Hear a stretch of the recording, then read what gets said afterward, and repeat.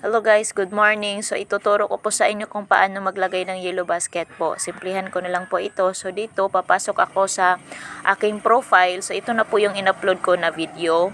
At nakalagay na ako ng yellow basket. So i-re-upload ko po ito para at least man lang may guide po kayo. So yan. So kung gusto nyo po i-add yung tao or yung i-follow yung tao, i-plus nyo lang po. Tapos paglagay ko yun ng comment. Wow, ang ganda naman ito. Ayan. So, nag-add na kayo ng comment at saka pagkatapos niyan ay punta kayo doon sa favorite. I-click nyo po yan.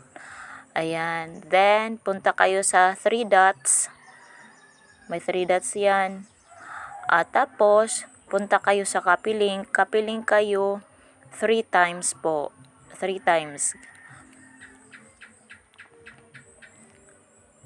Tsaka paano ko po yung ma-upload ang video na ito. Yung link po, pupunta po ako sa Google. Ayan, punta ako sa Google. Tapos, hahanapin ko po si Snaptik. Si Snaptik kasi, kapag i-paste mo yung yung video mo, wala pong nakalagay na watermark ni TikTok. Ayan. Paste mo dyan. Tapos, ayan, download mo. Tapos pagkatapos niyan, click download.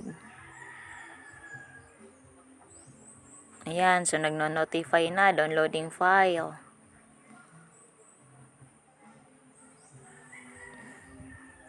Pagkatapos niyan ay i-open mo. Pero punta ka na doon sa TikTok account mo.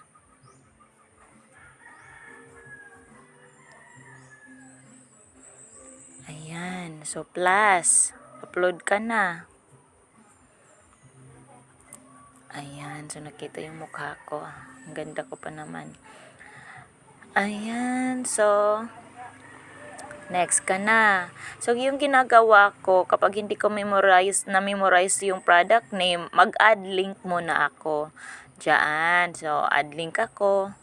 Tapos, add. I-paste ko diyan. Pag paste ko, i-copy link ko yan lahat sa all. Copy link pa. Ika-copy ko yung product name. Tapos, i-add ko na po. Tapos, ipipaste ko na dito sa product name. Ayan. So, kayo na pong bahala sa hashtags ninyo. Ayan. So, pagkatapos niyan ay may nakalagay dyan plus add link. So, hindi ko na i-click kasi naka-add na ako. Nakalagay na ako ng yellow basket. Tapos, i-post ko na. Ayun. Ayun na, lumabas na. So, hindi ko pa nakita yung yellow basket. I-out ko muna ha. Tapos, punta ako sa aking video. Ayan, punta ako. Ito na, may yellow basket na siya, oh. Yan, may basket na. Yun na. Ganun lang kasimple.